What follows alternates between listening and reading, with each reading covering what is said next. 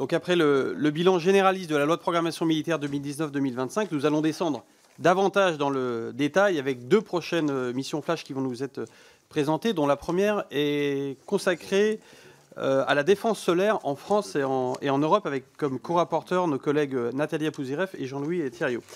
Dans ses vœux aux armées du 20 janvier, le président de la République définissait la défense solaire comme un domaine à forte valeur ajoutée opérationnelle, soulignant qu'elle représentait un enjeu majeur pour nos armées ces 5 prochaines années. Et d'ailleurs, le ministre des Armées a d'ores et déjà annoncé que dans le projet de LPM, il y aurait 5 milliards d'euros qui seraient consacrés pour la période 2024-2030, en disant, je cite, qu'il fallait réinvestir ce champ qui a été délaissé ces dernières années. Et nos 2 rapporteurs nous préciseront sans doute l'étendue et les raisons de ce délaissement, ainsi que les motifs de cette prise de conscience. Je les remercie au passage pour leur travail fourni, puisqu'ils ont mené, je crois, près d'une vingtaine d'auditions et des nombreux déplacements jusque chez nos partenaires tchèques, polonais ou italiens.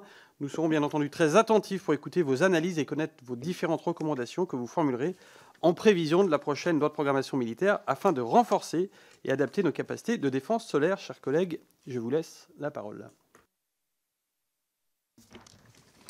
Merci, Monsieur le Président. Chers collègues, nous sommes ravis, Jean-Louis Thiriot et moi-même, de vous présenter ce matin les conclusions de notre mission d'information flash sur la défense solaire en France et en Europe, et qui se déroulera suivant 4 parties. Donc une première introduction et rappel du contexte dans lequel nous avons mené cette mission, un état des lieux. En 3e partie, les besoins associés à la LPM. Et 4e et dernière partie, la préparation de l'avenir, les futurs enjeux et les recommandations. Vous l'avez rappelé, Monsieur le Président, nous avons tenu à mettre à profit au maximum le peu de temps qui nous était imparti, parce que c'est une mission flash, pour réaliser ce travail. Et nous avons conduit donc une vingtaine d'auditions qui ont rassemblé une trentaine d'interlocuteurs en provenance de nos forces, des industriels de l'armement. Ces auditions nous ont contribué à nourrir notre réflexion, à enrichir le rapport et à inspirer ses conclusions. Comme le suggère le nom de la mission, la protection du territoire et la sécurisation de l'espace aérien s'envisagent évidemment dans un cadre régional, en concertation avec nos alliés européens. C'est pourquoi les déplacements que nous avons effectués en République tchèque, en Pologne et en Italie faisaient partie intégrante de cette mission et nous ont permis d'enrichir notre analyse ainsi que d'éclairer la pertinence de l'initiative du bouclier européen, European Sky Shield Initiative, autrement dit ESSI, qui a été portée par l'Allemagne. Alors, avant de passer à l'état des lieux, quelques points de contexte dans lequel s'est déroulée cette mission. Premièrement, la guerre en Ukraine, comme l'avait fait précédemment l'affrontement au Haut-Karabakh, a confirmé l'émergence de nouvelles menaces telles que les attaques saturantes, les essaims de drones et les missiles hypervéloces. La guerre en Ukraine témoigne ainsi de l'intérêt de disposer d'une défense solaire multicouche pour se prémunir de l'ensemble des menaces aériennes. Elle a d'ailleurs montré son efficacité en déniant l'accès du ciel à l'armée de l'air russe, pourtant en supériorité numéraire, ce qui explique en partie notamment que les affrontements se poursuivent au sol. Ce sont jusqu'à 200 missiles par jour qui ont pu être tirés par la défense solaire en Ukraine. Autrement dit, les forces armées ukrainiennes consomment en un jour ce qui est potentiellement fabriqué en un an par les industries de la défense alliées. Vous comprendrez aisément que toutes les chaînes de production soient aujourd'hui mises sous pression. Autre point de contexte, il ne vous a pas échappé que l'initiative du bouclier européen, European Sky Shield, lancée par l'Allemagne, avait créé une certaine surprise, pour ne pas dire un mécontentement de la partie française. 15 pays y ont adhéré, donc hors Italie et Pologne. Et parmi ces pays, certains s'accordent à dire que le besoin est réel, mais que cette initiative correspond davantage à une sorte de centrale d'achat, de mutualisation des achats. Et pour l'Allemagne, une façon d'allouer une partie des 100 milliards consacré à son fonds spécial de défense. Mais bien sûr, on peut y lire aussi l'ambition de l'Allemagne de se hisser au rang d'intégrateur et l'ambition de Diehl, de la société Diehl, de se hisser comme missilier. Mon collègue Jean-Louis Thiriot aura l'occasion de revenir sur l'impact de cette initiative sur la BITD.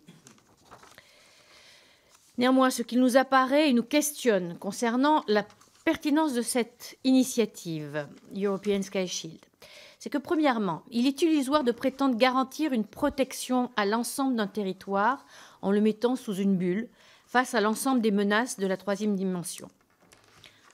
En effet, il s'agit de privilégier une défense de point ou de théâtre.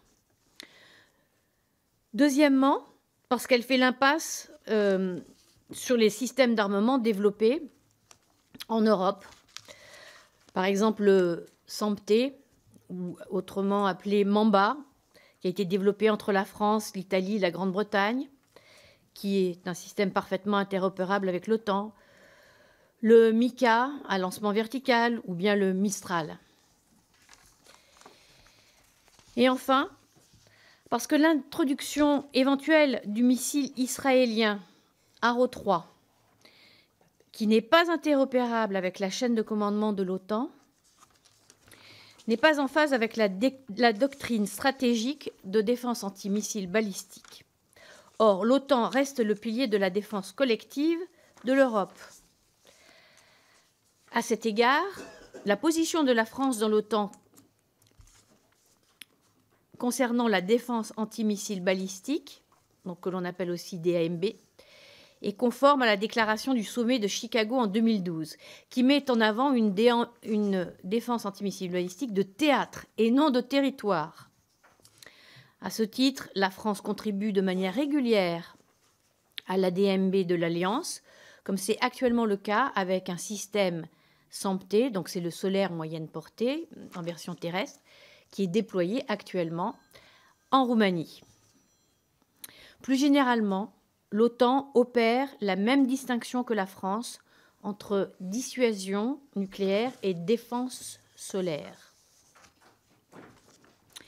Dernier point de contexte, avant de céder la parole à mon collègue, permettez-moi de porter à votre attention l'enjeu très particulier que nos autorités auront à relever à l'occasion des Jeux olympiques et paralympiques de 2024 à Paris. La sécurisation aérienne et la lutte anti-drone, autrement dénommée LAD, lutte anti-drone, de cet événement permettra à la France d'être un acteur de référence dans le domaine. Les premières livraisons de nouveaux systèmes de lutte anti-drone parade sont prévues pour cette année, opérationnelles pour la Coupe du monde de rugby, et un démonstrateur d'armes laser sera disponible en 2024. Mais nous aurons l'occasion d'y revenir dans nos recommandations. Aussi, venons-en maintenant à l'objet de cette mission, premier objet, qui est de faire un état des lieux de la défense solaire en Europe et de questionner le niveau des moyens alloués par la France à la veille de l'examen de cette nouvelle LPM.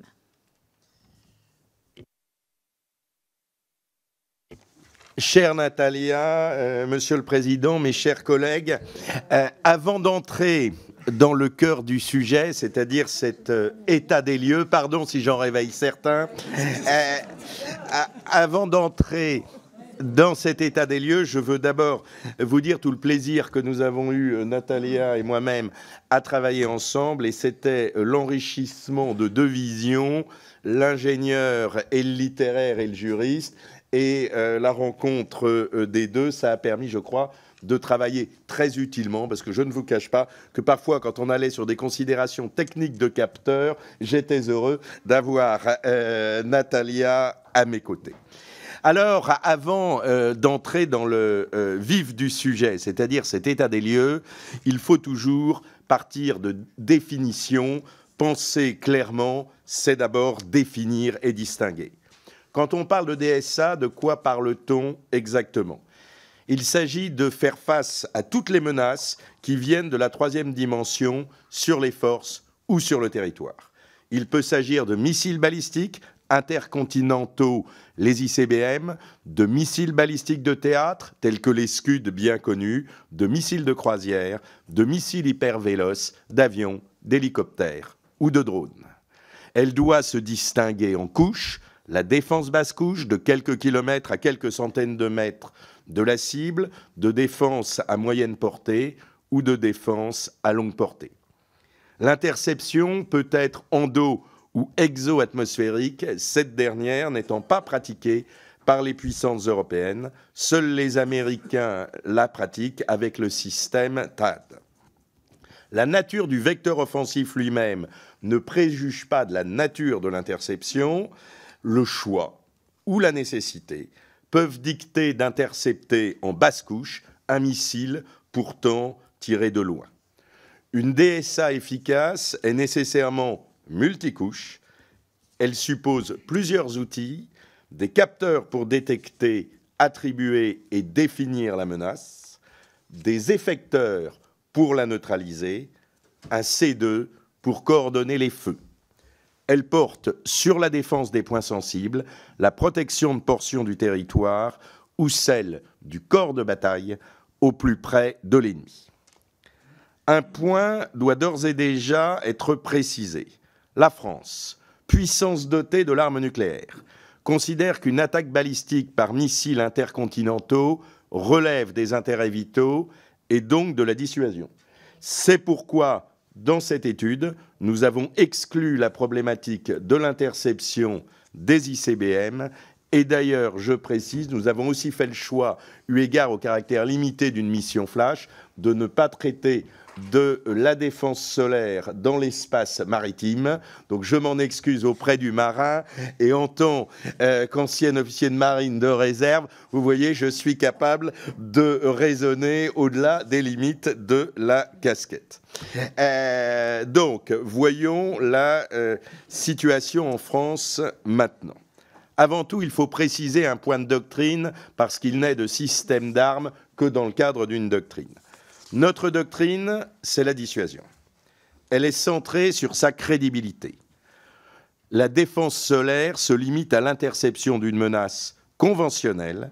Elle est une capacité de défendre une zone ou des points sensibles.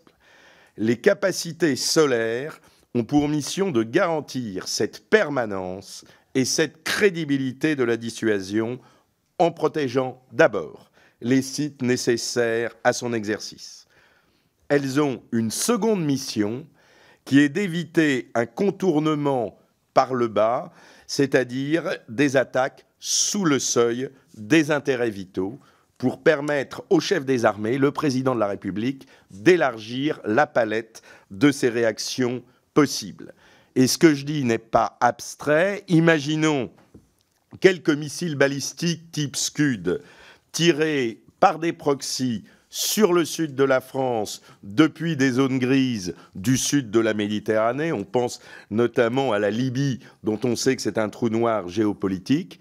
Il serait difficile d'imaginer une riposte nucléaire, surtout si les auteurs étaient des proxys non identifiés où il ne soit pas facile d'attribuer l'attaque. Dès lors, la DSA est bien là pour épauler la dissuasion par les moyens conventionnels. Ces éléments étant posés, voyons les moyens dont dispose la France. Soyons clairs, depuis 25 ans, la défense solaire a connu un désengagement capacitaire et financier.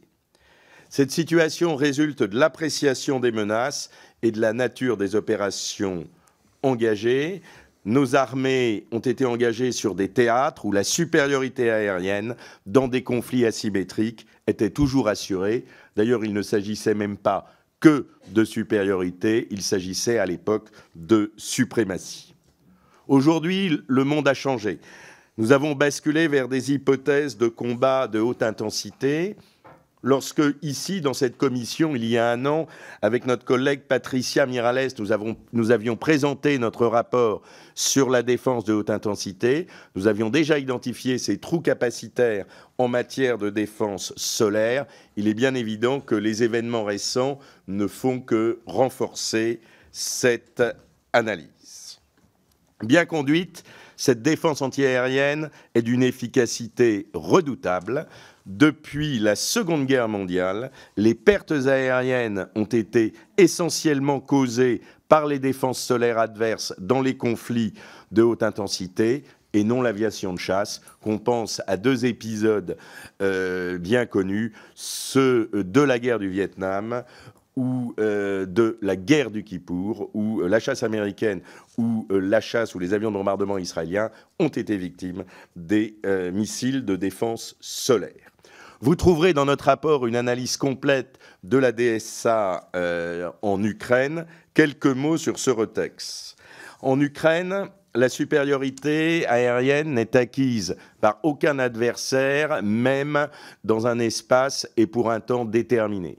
C'est ce qui aboutit à l'enlisement du conflit, puisque la manœuvre terrestre est bloquée lorsque cette supériorité n'est pas acquise, car la supériorité aérienne est la condition nécessaire à la liberté d'action et à la manœuvre. Si les interceptions ukrainiennes atteignent un niveau élevé, on parle d'environ 80%, le conflit expose d'abord les limites du concept de défense de territoire. Face aux effets de saturation, elle reste incapable de défendre convenablement une grande étendue. Il est illusoire de prétendre garantir une protection à l'ensemble du territoire ukrainien. D'ailleurs, même le dôme de fer israélien protège des points d'intérêt. Il ne protège pas la totalité du territoire. Ce retex conforte notre approche française privilégiant la défense solaire de site ou de théâtre dès lors. Et un des éléments majeurs de ce conflit, c'est le rôle très important de l'artillerie solaire. Les canons antiaériens, notamment les Guépard fournis par les Allemands, qui sont des bitubes guidés par radar, ont obtenu d'excellents résultats, qu'il s'agisse de la lutte antiaérienne ou de la lutte contre les hélicoptères ou les aéronefs. Cependant, nous devons avoir en tête ce conflit ukrainien, mais notre rôle à tous est de ne pas faire de ce conflit le seul paradigme des combats futurs. Il y a d'autres combats qui peuvent nous attendre et d'autres théâtres qui peuvent être menaçants. Et la France, puissance d'équilibre avec un S, si j'ai bien compris, mais puissance globale, a vocation à les traiter. Dans notre pays, le choix a été fait de confier le pilotage de toute la défense contre les menaces de la troisième dimension à l'armée de l'air. Ce n'est pas le cas partout.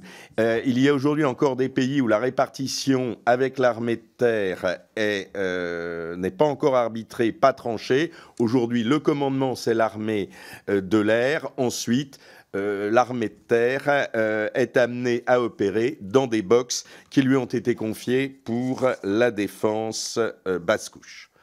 Pour assurer cette défense, notre pays dispose aujourd'hui en moyenne et haute couche de 8 systèmes SAMP Mamba, de 12 unités Crotale et d'une défense solaire de l'armée de terre sur laquelle je vais un peu insister parce que c'est là où les trous capacitaires sont les plus frappants.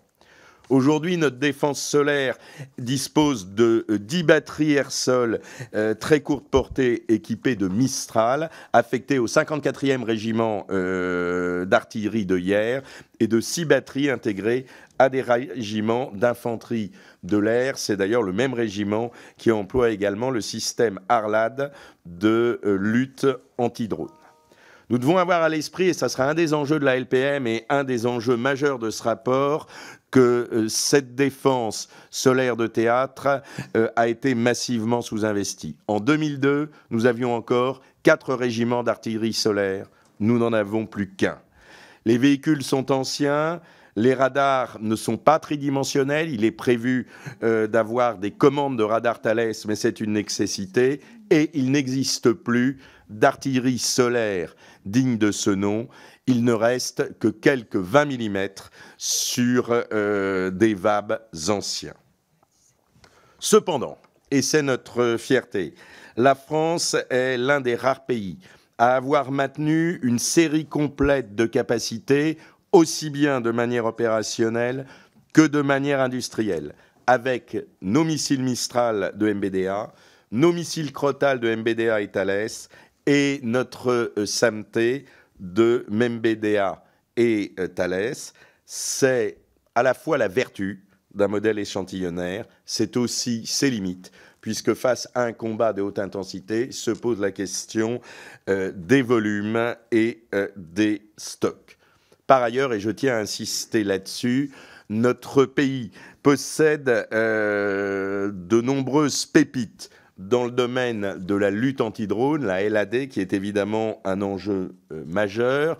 Il s'agit des grandes entreprises, des grands ensembliers, comme Thales, mais il s'agit aussi de jeunes entreprises susceptibles de devenir les licornes de demain. Je pense dans le laser à Silas, qui aujourd'hui est déjà une société mature, ou à une start-up du Nord, MC2, qui fait un travail absolument remarquable dans le brouillage, dans la lutte anti-drone, et qui a un rôle très important à jouer à l'avenir, et nous pouvons en être fiers, et c'est l'occasion de saluer ces entreprises.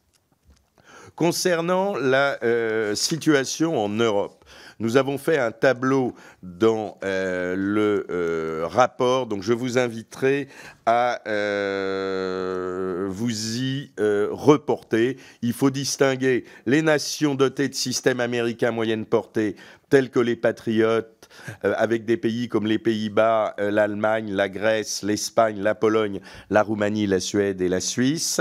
Deux pays dotés d'anciens matériels de l'Union soviétique avec des moyens limités pour les remettre à niveau, et deux pays qui confient leur protection solaire à l'Alliance, faute de moyens. Cet état des lieux étant posé, vu le court temps de réaction face à une menace aérienne, c'est naturellement le dispositif de protection collective de l'OTAN qui suppose réactivité, interopérabilité et efficacité qui permet d'assurer la sécurité de l'Europe. Il n'y aurait pas de sécurité collective de l'Europe sans une présence de tous les pays européen dans l'Air Command and Control System situé à Ramstein en Allemagne. Je souhaite souligner à la fois cette efficacité, mais aussi le fait que l'Alliance souffre d'un déficit capacitaire important du fait du non-respect des engagements et efforts consentis par les alliés dans le cadre de cette mission. Il y a urgence à renforcer l'efficacité des systèmes. À ce jour, notre pays honore ses cibles capacitaires, mais elles vont devoir être revues dans le cadre du processus de planification et de défense de l'OTAN, avec évidemment une nécessité de remonter en puissance. État des lieux fait, quels sont les enjeux pour la France, les enjeux de la DSA pour la prochaine LPM. Trois priorités qui seront a priori traitées, je pense bien traitées, avec l'annonce des 5 milliards prévus dans le cadre de la loi de programmation militaire. C'est un effort massif, devront être honorés. Ces trois priorités, c'est d'abord la remise à niveau de notre DSA basse couche avec le développement d'une artillerie solaire de théâtre digne de ce nom. Aujourd'hui, nos industriels, avec Nexter et le Rapid Fire, un canon de 40 mm, sont, en pointe sur ce sujet. Des financements doivent encore aujourd'hui être trouvés pour développer les munitions Airburst qui permettent de tirer un halo de munitions un peu comme une cartouche de fusil de chasse, adapté à la défense de l'avant et à la lutte contre les petits objets, les drones et les attaques saturantes. Le retour du canon est le seul moyen de traiter ces menaces saturantes de type drone. Et cela à un coût acceptable. L'un des enjeux majeurs de la défense solaire, c'est de ne pas tirer un missile Mistral à 150 000 € pour faire face à un drone à 2 000 €. Et cela, le canon seul permet de le faire. Nous avons là un enjeu opérationnel pour nos troupes. Nous avons un enjeu industriel avec ces munitions, ce produit Nexter, qui supposerait, et ça va être une bataille qu'il va falloir mener au sein de l'OTAN, que le commandement de l'avenir, qui est détenu aujourd'hui dont le poste est occupé par un Français, fasse admettre le standard 40 mm comme standard OTAN, ce qui n'est pas le cas aujourd'hui en dehors de la marine, mais j'avais mis le sujet marine de côté. Il faut que ça devienne aussi un standard OTAN terrestre pour arriver à avoir la possibilité de le développer.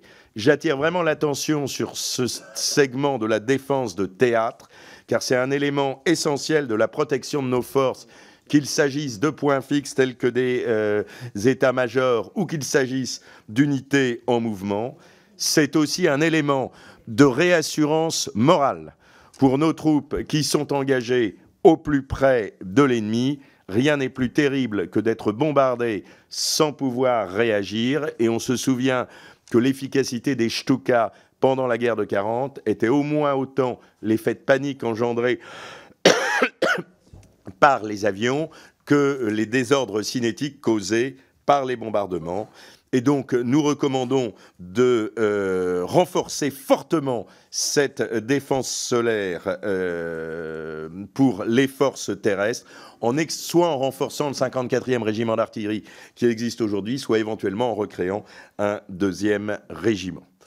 Autre enjeu, remplacer progressivement les systèmes Crotale à partir de 2026 avec la solution VLMICA qu'évoquait ma collègue Natalia.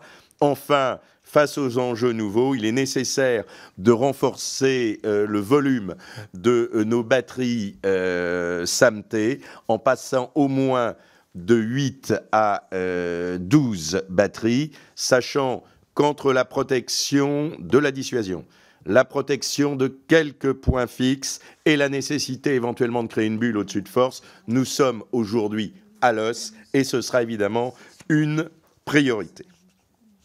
Enfin, il y a les éléments de la lutte anti-drone qui mériteraient un rapport complet. Simple élément à avoir en tête.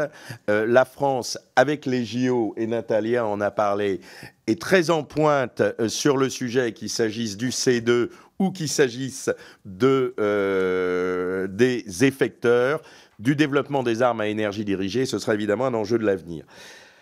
Concernant l'Europe, et je finirai là-dessus, à l'échelle européenne, nous avons besoin d'une BITD française. Sur des enjeux aussi importants, on a besoin d'une BITD européenne et donc il faut renforcer nos partenariats et nos coopérations industrielles.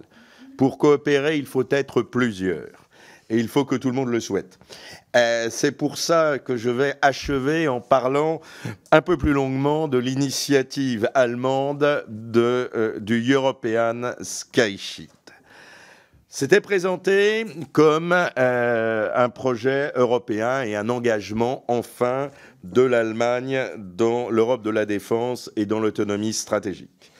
Ce projet a été présenté par nos voisins d'outre-Rhin lors du discours de Prague du 29 août 2022, sans même que la France, officiellement le plus proche partenaire de l'Allemagne, ne soit mentionnée dans le discours. Inutile d'insister que cela n'était pas particulièrement amical. Aujourd'hui, un certain nombre de pays, la Pologne, le Danemark, la Suède, l'Italie, n'ont pas pris part à cette initiative. Il ne s'agit pas d'un bouclier européen, puisqu'il n'y a pas de réflexion stratégique derrière, il n'y a pas de stratégie de C2, c'est d'abord une mutualisation des achats de systèmes de défense solaire avec 3 effecteurs envisagés, l'Iris-T allemand, le Patriot américain et l'Arrow 3 israélo-américain. Premier élément, l'Arrow 3 n'est pas compatible OTAN. Quant aux autres, ce sont des missiles certes compatibles OTAN, mais dont il faut garder à l'esprit que le projet est que ce soit les Allemands qui soient en charge soit d'une production sous licence, soit en tout cas du maintien en conditions opérationnelles des dits missiles. Soyons clairs, cette initiative n'est qu'une réponse partielle et était un refus assumé de contribuer à développer une souveraineté européenne, puisque nous avons un missilier de grande qualité à travers MDBA, qui est, je rappelle, français, italien et allemand, et qu'on n'a même pas mis... Et britannique, qu'est-ce que j'ai dit? Oui, j'ai dit allemand, pardon. Et britannique, et on n'a même pas demandé à MBDA de participer à ce projet, évidemment, britannique, à travers BAE. En clair, il s'agit d'une réponse symbolique que l'Allemagne a sans doute voulu faire pour répondre à son aveuglement face à la menace russe, face aux liens qu'elle a longtemps entretenus avec les entreprises russes, face à la dépendance au gaz russe. Bref, nous l'interprétons, comme beaucoup d'analystes de la situation en Allemagne, comme le désir de se racheter une virginité politique vis-à-vis de ses voisins de l'Est, assortie de l'illusion de prendre une initiative politique. La réalité, c'est du symbolique, c'est aussi une stratégie industrielle et commerciale dont ni la France ni l'Europe ne doivent être dupes. La France, par ailleurs, doit développer d'autres partenariats et je tiens à souligner l'accueil exceptionnel qui nous a été réservé à Natalia et à moi par nos partenaires italiens. Nous connaissons la force de MDBA qui a pris une place de leader européen dans le domaine des missiles moyenne portée avec le SAMP-T et le nouveau SAMP-T-NG. Vous avez vu la commande de 700 missiles qui vient d'être passée. Nous venons d'avoir la mise en œuvre du traité du Quirinal, qui est absolument crucial entre la France et l'Italie. Il y a une volonté de travailler avec la France et je crois que c'est un des axes sur lesquels notre commission doit travailler. Nous partageons avec nos amis italiens la même préoccupation stratégique de la Méditerranée. Les Italiens l'appellent la Méditerranée élargie, qui va du détroit d'Ormuz au détroit de Gibraltar et de la Méditerranée orientale au golfe de Guinée en intégrant le Sahel. Et c'est vraiment un point sur lequel je tiens à insister. Voilà, je ne serai pas plus long. Je veux simplement dire que pour répondre à ces défis, il faut répondre à deux défis en même temps, parfois contradictoires. Celui du temps court, dont sont habités nos partenaires d'Europe de l'Est, parce que la menace est à leur porte. Ils sont dans l'urgence.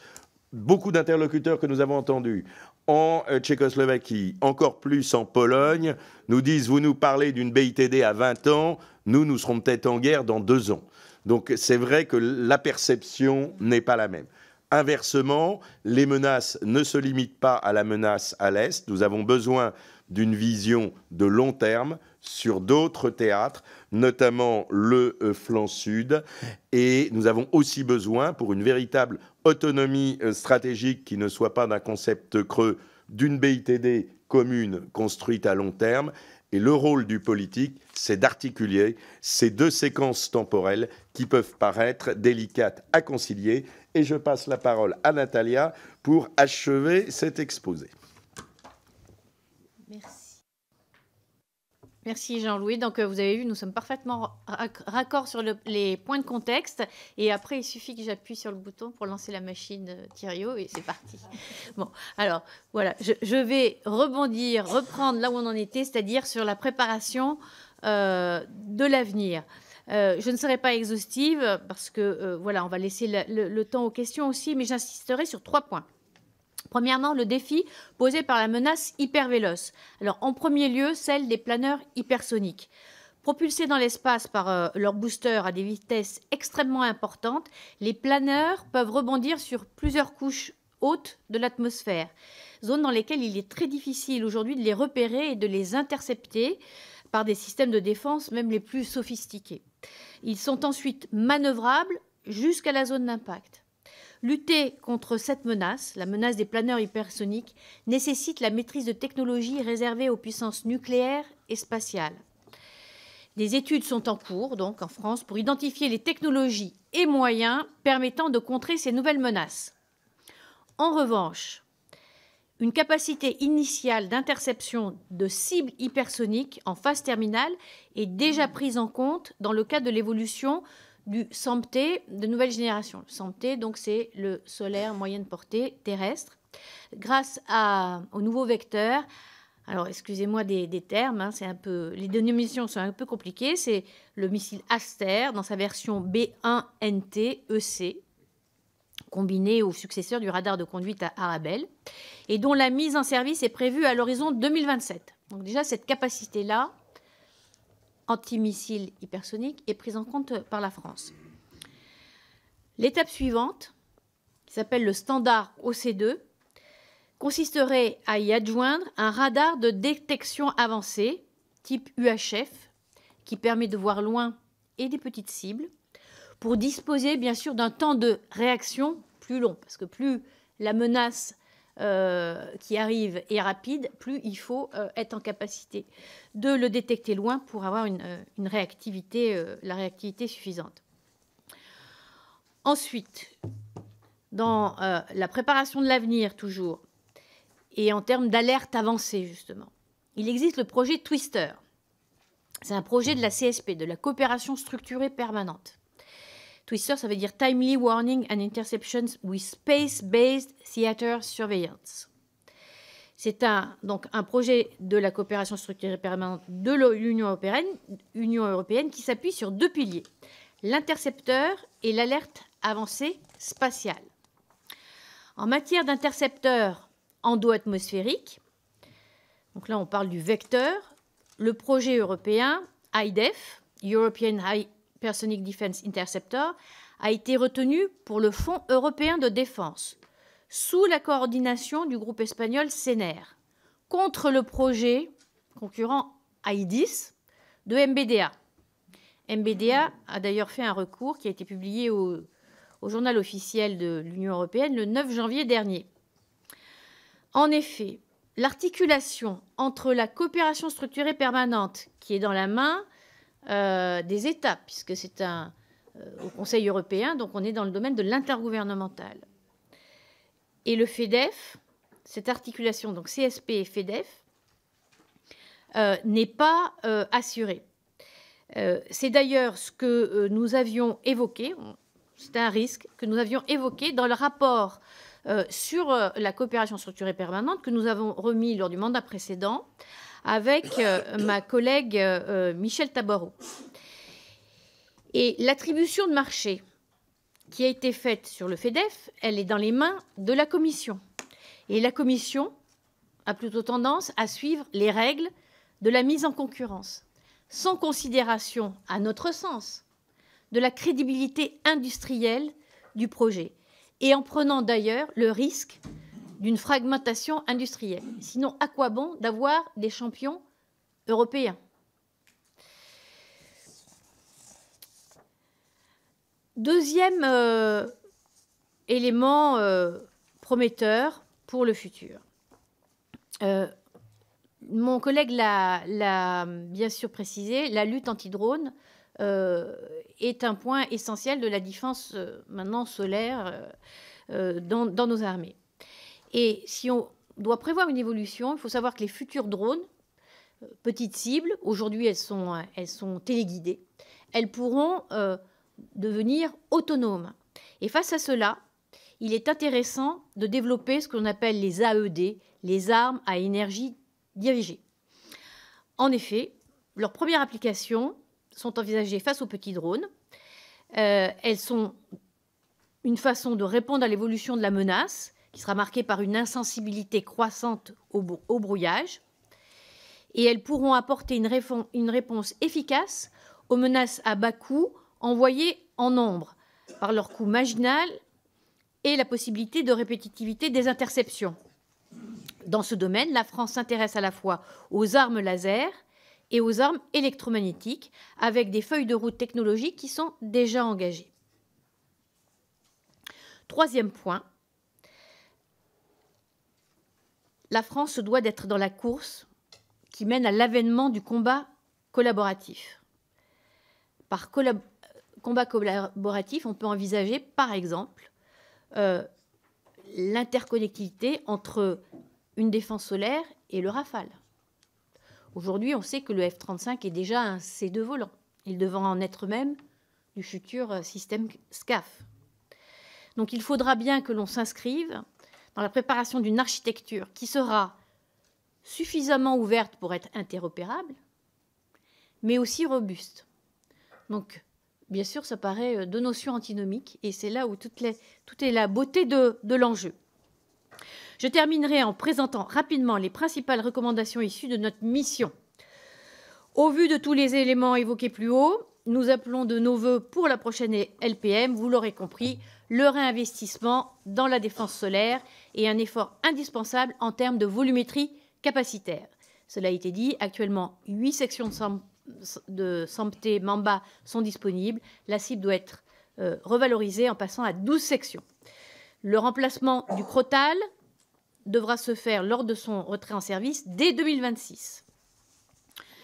Deuxième enjeu, deuxième recommandation, poursuivre la modernisation nécessaire du SAMP-T NG par le standard OC2, comme je l'ai mentionné tout à l'heure, par l'adjonction d'un radar UHF, indispensable pour suivre l'évolution de la menace, par exemple celle de missiles balistiques à tête séparable. Troisième recommandation, renforcer la capacité de veille et de détection de la défense sol-air. L'efficacité de notre défense solaire, vous l'aurez compris, repose donc sur la capacité à coordonner les différentes briques. La menace doit être d'abord identifiée avant d'être attribuée au meilleur système d'interception. La capacité de détection autonome au-dessus de notre territoire est d'ailleurs complétée par une interconnexion avec un certain nombre de radars européens sur la base d'accords binationaux ou dans le cadre de l'OTAN. Poursuivre cette intégration renforcera notre capacité d'anticipation. La France aussi doit œuvrer pour être à l'initiative, proposer des initiatives capacitaires à l'OTAN. Je soulignerai la nécessité d'avoir une vision multicouche, intégrée et cohérente du command control, qui est un programme de l'OTAN, mais sur lequel ont travaillé la JV, Thales, Raytheon. Quatrième point, il conviendrait de mettre en place un centre de commandement et de contrôle avec une vision unique, des règles d'engagement précises et partagées par l'ensemble des pays membres de l'OTAN. En effet, la décision d'engagement suppose un important travail préalable de définition des responsabilités politiques et juridiques. Cinquième point, accompagner la manœuvre des forces terrestres et renforcer leur protection, notamment par la mise en œuvre de capacités mobiles sous blindage. Et sixième point, redonner à l'artillerie un rôle longtemps négligé dans la défense solaire. Je crois que mon collègue a eu le temps de l'exposer précédemment. Dernier point, répondre bien sûr au défi de la lutte anti-drone et plus particulièrement en termes de ressources humaines. La lutte anti-drone pour le 14 juillet, c'est une veille de 24 heures. Pour la Coupe du monde de rugby en 2023, ce sera 200 heures. Pour les JOP de 2024, on va passer à 4000 heures. Donc vous voyez l'impact que ça peut avoir en termes de renouvellement des personnels qui seront en charge de la lutte anti-drone postés en zone urbaine. Pour conclure, mes chers collègues, nous nous réjouissons que la défense solaire soit de nouveau une capacité prioritaire pour les armées françaises, puisque le ministre des Armées l'a annoncé. Nous comptons investir 5 milliards d'euros sur la période 2024-2030 et nous espérons, en ce sens, que nos recommandations seront entendues. Je vous remercie, mes chers collègues, pour votre attention, ainsi que celle qui nous a accompagnés, Caroline Despas, notre administratrice, et Isée, qui était la stagiaire auprès de l'administration. Merci à tous les deux pour votre travail. Alors, nous avons 7 demandes d'intervention et une trentaine de minutes devant nous. Donc, je demanderai aux orateurs de groupe, si possible, de se limiter à 2 minutes. Pour le groupe Renaissance, la parole est à Jean-Philippe Ardouin. Merci, Monsieur le Président. Chers co-rapporteurs, chers collègues, au nom du groupe Renaissance, je tiens tout d'abord à vous remercier pour votre travail et vos conclusions sur les enjeux de notre défense solaire. Comme l'a annoncé le Président de la République lors de ses vœux aux armées le 20 janvier dernier à Mont-de-Marsan, la future loi de programmation militaire sera particulièrement ambitieuse, à la fois pour renforcer la protection de nos intérêts nationaux dans les nouveaux espaces de conflictualité, pour développer nos partenariats internationaux, mais également pour nous réarmer et être en capacité d'assumer les conflits de haute intensité.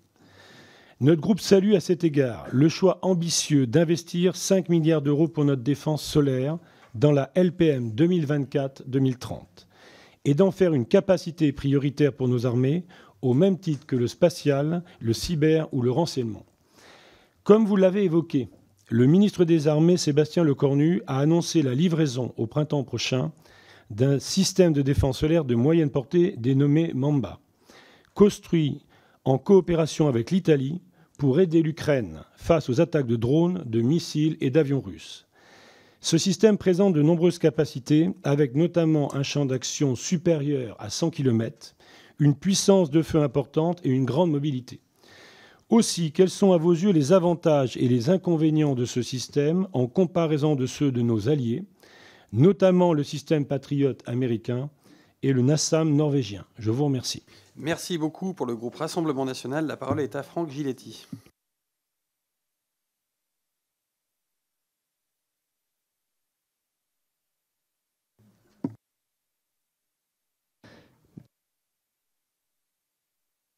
Oui, mais sonore de votre rapport et même de la qualité de votre rapport.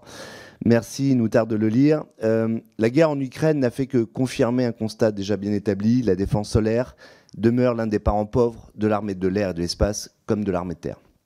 Avec la révision générale des politiques publiques de 2008, la décision avait été prise de scinder la défense solaire en deux. D'une part, la défense solaire de moyenne portée, SAMT, dit Mamba, et courte portée, Crotale-NG, pour ce qui concerne l'armée de l'air, et d'autre part, la très courte portée, Mistral, pour l'armée de terre. Ces systèmes sont performants, mais en quantité très limitée. Or, l'armée de l'air est confrontée à deux difficultés. Non seulement elle dispose d'un nombre trop insuffisant de Mamba et de Crotale, vous l'avez dit, du fait de la mutualisation des missions lui afférentes, mais elle peine à recruter parmi ses rangs et à fidéliser.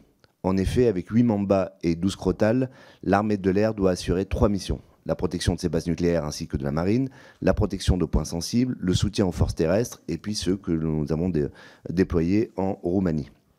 Pour la défense solaire, l'armée de terre est devenue totalement indépendante de l'armée de l'air qui n'a pas les moyens d'assumer cette mission dans un nouveau contexte de haute intensité. Pour l'armée de terre, le problème émane du manque de systèmes à moyenne portée capables de manœuvrer au niveau brigade et division, tandis qu'elle ne dispose d'aucune capacité de détection. Il conviendrait dès lors d'envisager de prendre certaines orientations, au premier rang desquelles on peut par exemple considérer impératif d'augmenter la quantité de systèmes précités, de poursuivre la modernisation du Mamba, vous l'avez évoqué aussi, de donner également à l'armée de terre des systèmes moyenne portée tels que le Rapid Fire, dont on sait déjà qu'ils équiperont les bâtiments de la Marine nationale. D'augmenter aussi les capacités de détection en basse altitude des drones, qu'il s'agisse de l'armée de l'air ou de l'armée de terre, ou encore d'investir massivement dans les munitions de tous ces systèmes qui finalement n'existent qu'en nombre très réduit. Il faut être conscient qu'en plus des missions militaires de protection et de projection, l'armée de l'air va devoir faire face à 2 événements mondiaux majeurs avec des moyens très insuffisants, la Coupe du Monde de rugby en 2023 et les JO en 2024. Il y a donc urgence à acquérir de nouveaux systèmes. Aujourd'hui, pas plus l'armée de l'air et de l'espace et l'armée de terre n'ont les moyens de remplir les missions que le nouveau contexte stratégique exige. La défense solaire ne peut et ne doit être le parent pauvre de l'armée de l'air et de la terre. Dans cette perspective, votre rapport vous a-t-il permis de déterminer si l'armée de l'air allait conserver ou augmenter ses moyens actuels pour continuer à aider l'armée de terre, ou s'il était préférable que chacune d'elles dispose de ses propres moyens? Je vous remercie. Merci. Pour le groupe La France Insoumise, la parole est à François Piquemal. Oui, Monsieur le Président, cher rapporteur, merci déjà pour pour ce rapport. Je vais me contenter, vu que le temps est limité, de poser directement quelques questions qui me sont venues à votre écoute. Comment va se déployer la défense solaire exactement lors des grands événements? Ça a été évoqué, vous avez évoqué la Coupe du Monde de rugby, mais il y a aussi évidemment les Jeux Olympiques 2024. Y a-t-il d'autres retex, mis à part l'Ukraine, sur lesquels vous vous êtes appuyé pour ce rapport?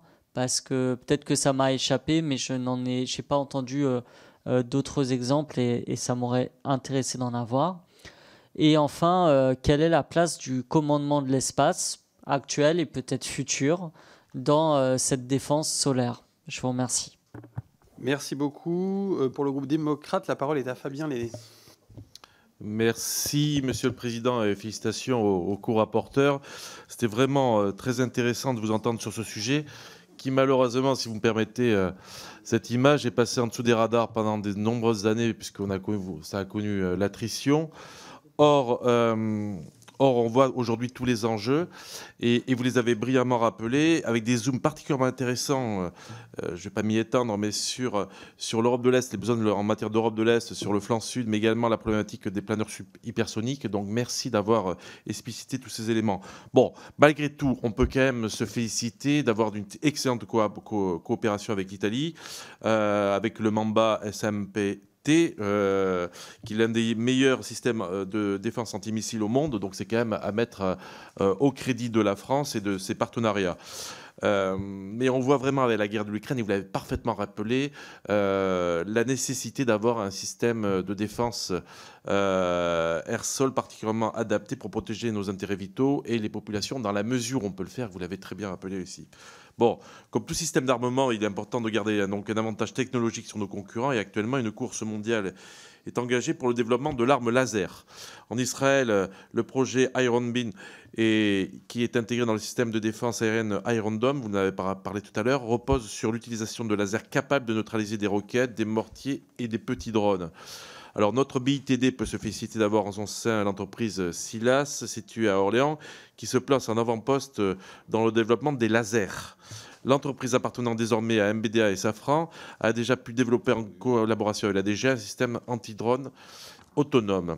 Si ce type de technologie comporte de nombreux aspects positifs par rapport au système de défense solaire actuel, elle doit encore être soutenue dans son développement à l'échelle française et européenne pour espérer un jour pouvoir s'y substituer. Alors, quel constat faites-vous sur la technologie laser dans les systèmes de défense solaire pour les années à venir? Merci. Merci. Pour le groupe socialiste, la parole est à Mélanie Thomas. Merci, Monsieur le Président. Chers collègues rapporteurs, je vous remercie pour votre travail et pour la présentation que vous venez de nous faire. Si l'on en croit le ministre des Armées, la défense solaire représentera 5 milliards d'euros dans la prochaine LPM, toutes couches confondues. La disponibilité de ces équipements et leur performance apparaît critique pour assurer non seulement notre propre défense, mais aussi pour la projection d'une assistance éventuelle à nos alliés. À ce titre, nous voyons que ces systèmes participent à maintenir la contestation de l'espace aérien sur le théâtre ukrainien, bien que l'incapacité russe à mettre en œuvre des manœuvres interarmes y joue pour beaucoup également. Lors de la présentation de la revue nationale stratégique, le président avait déclaré que la défense solaire ne pouvait se résumer à la promotion d'une industrie nationale ou d'industries tierces aux dépens de la souveraineté européenne. Nous lisons en creux la déception face à l'initiative European Sky Shield, mais j'ai peine à y voir une stratégie qui puisse parler à nos partenaires européens. Si le conflit ukrainien a mis la défense au cœur des priorités européennes, il n'a évidemment pas favorisé une souveraineté européenne qui n'est pas mature stratégiquement et industriellement pour répondre aux besoins immédiats. C'est donc l'achat sur étagère, notamment américain, qui est privilégié. Et peut-être face à ce constat, cher collègue Thiriot, j'avais lu lors de votre déplacement en Pologne vos propos. Vous y dénonciez la tentation hégémonique allemande. Et je vous entends à nouveau aujourd'hui lorsque vous dites que pour coopérer, il faut être plusieurs. Vous parlez aussi de l'aveuglement allemand. Et je ne pars pas des mêmes constats. je pars des mêmes constats, sans partager votre analyse aujourd'hui. L'Allemagne est dans un refus de leadership.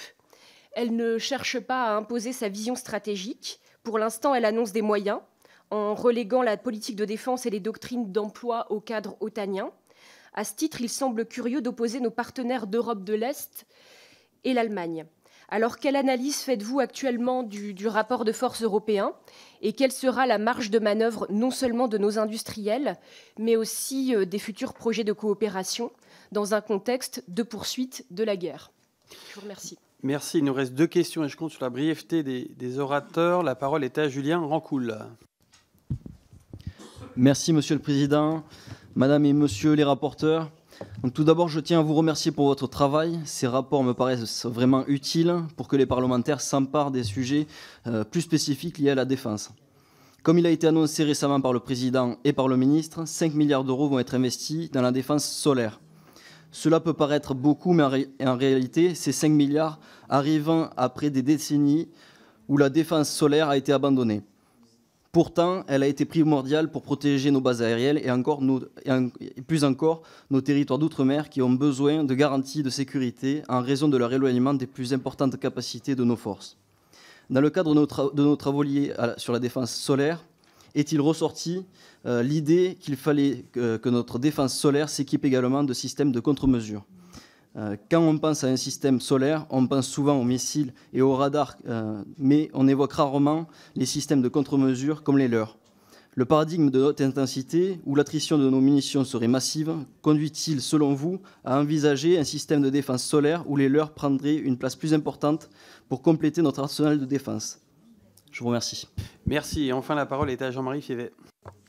Merci, Monsieur le Président. Merci, cher co-rapporteur. Dans un contexte où l'Allemagne a initié un système commun de défense aérienne et antimissile dénommé European Skal Shield, avec 15 pays membres de l'OTAN sur 30, qu'en est-il de l'interopérabilité actuelle des systèmes d'armes en matière de défense sol-air dans l'OTAN? Et comment renforcer cette interopérabilité indispensable à notre défense? Je vous remercie. Je fais très court. Merci pour la brièveté. Mesdames, Messieurs les rapporteurs, vous avez la parole pour une dizaine de minutes maximum. Alors j'irai vite et je rassemblerai les questions concernant le Mamba, ses performances. Effectivement, vous avez dit ce sont des performances dans le domaine de moyenne portée qui sont excellentes et qui sont tout à fait comparables à celles du Patriot. Je peux dire le SAMP-T actuel est comparable au Patriot qui est majoritairement livré, dans ses versions majoritairement livrées en Europe, et l'évolution du SAMP-T solaire moyenne portée, donc appelé Mamba pour la version terrestre, NG pour nouvelle génération, et comparable aux versions les plus évoluées du Patriot. En ce qui concerne le NASAM, ce n'est pas tout à fait le même système. Alors, on le classe en longue portée parfois, parce que c'est un missile qui est plus longue portée. Mais le système n'est pas plus longue portée. Au contraire, il intervient il peut intercepter des cibles plutôt à basse altitude, ou disons moyenne altitude. Contrairement aux Patriot et aux SAMP-T Mamba, qui, eux, ont un intercepteur moyenne haute altitude. Donc on ne parle pas du tout du même type de système. Et d'ailleurs, le SAMP-T aura aussi cette capacité d'aller intercepter un peu plus haut et de façon un peu plus anticipée des missiles balistiques lorsqu'ils rentrent dans l'atmosphère. Et donc ce que n'a pas le système NASAM. Je crois que c'était l'essentiel pour le SAMP-T. Je passe la parole peut-être à mon collègue qui va répondre aux questions je ne sais pas. Bon, alors, écoutez... je vais répondre brièvement sur la question posée par Monsieur Giletti. Oui, on essaie de faire vite, absolument. Concernant défense, rapport armée de l'air, armée de terre. Je crois réellement, et on l'a vu dans d'autres pays qui n'ont pas encore arbitré que d'avoir l'unité de commandement. C'est-à-dire un chef, une mission, des moyens concernant la troisième dimension et piloté par l'armée de l'air est aujourd'hui un système qui fonctionne et qui fonctionne bien. Je dis ça en termes de commandement et d'attribution des zones à protéger. En revanche, et c'est ce que j'évoquais à travers le renforcement de la défense solaire basse-couche et notamment la protection du corps de bataille, on a un besoin de renforcement de la volumétrie Mistral concernant les effecteurs, de la volumétrie canon qui n'existe plus, d'avoir des C2 adaptés aux box qui sont attribués à l'armée de terre. Parce qu'il faut bien voir aujourd'hui, c'est que dans une zone déterminée, l'armée de l'air dit cette zone, c'est armée de terre. Est-ce qu'on a besoin d'avoir des missiles moyenne portée à disposition de l'armée de terre? Très franchement, si l'armée de l'air en a assez, non. Si l'armée de l'air n'en a pas assez, oui. Voilà la question. Je crois qu'aujourd'hui, avec le renforcement qui est, c'est pas la priorité. En tout cas, ne compliquons pas les relations entre les deux. Mais oui, l'armée de terre doit être absolument renforcée dans le segment basse-couche. Pour répondre à notre collègue de LFI, sur les grands événements, pas d'informations particulières à dire, si ce n'est qu'aujourd'hui, on a un C2 qui est prévu et où la totalité des opérateurs, c'est-à-dire civils, je pense notamment à la préfecture de police, armée de l'air et armée de terre seront engagés sous pilotage armée de l'air. Sur votre question, Retex, évidemment, l'Ukraine nous a interpellés, pas que. Les événements en Arkatsk, en Arménie, ont évidemment fait l'objet d'un suivi étroit. Et puis, d'autres conflits plus classiques, par exemple la guerre du Golfe, j'avais évoqué la guerre du Kippour ou le Vietnam, qui ont aussi leur intérêt. Par exemple, la guerre du Golfe a montré l'importance des missiles anti-radar. L'Ukraine les a aussi un peu montrés, mais différemment, parce qu'il y avait une agilité plus grande des unités ukrainiennes. Donc oui, tout ça a été intégré à notre réflexion. Oui. Vas-y. Oui, monsieur Piquemal, pour répondre à votre question là, par rapport à la protection des grands événements, effectivement, comme l'a dit mon collègue, il y a une entente entre préfecture de police de Paris pour ce qui est de Paris, et puis bien sûr l'armée de l'air qui ensemble vont combiner ce qu'on appelle une vision de l'espace aérien partagé, Single Air Picture. Donc tout ça est en voie de développement et quasiment abouti. Et bien sûr, il y aura une répartition des systèmes de défense solaire en fonction des grands sites, en fonction des points sensibles à protéger. Et il y aura une déclinaison des moyens très courte portée qui seront essentiellement donc sur le terrain, puisqu'on va être en zone urbaine essentiellement, qui seront faits grâce au système parade. On l'a abordé très rapidement tout à l'heure. Donc vous avez des fusils brouilleurs. Enfin, moi j'ai eu l'occasion de voir tout ça à l'exercice Coubertin qui a été mené début février, et on pourra bien sûr en avoir une illustration plus complète lors de la Coupe du Monde de rugby. Et comme Retex, il y a eu aussi la Coupe du Monde au Qatar, la Coupe du Monde de football au Qatar, où la France avait envoyé des systèmes Basalt.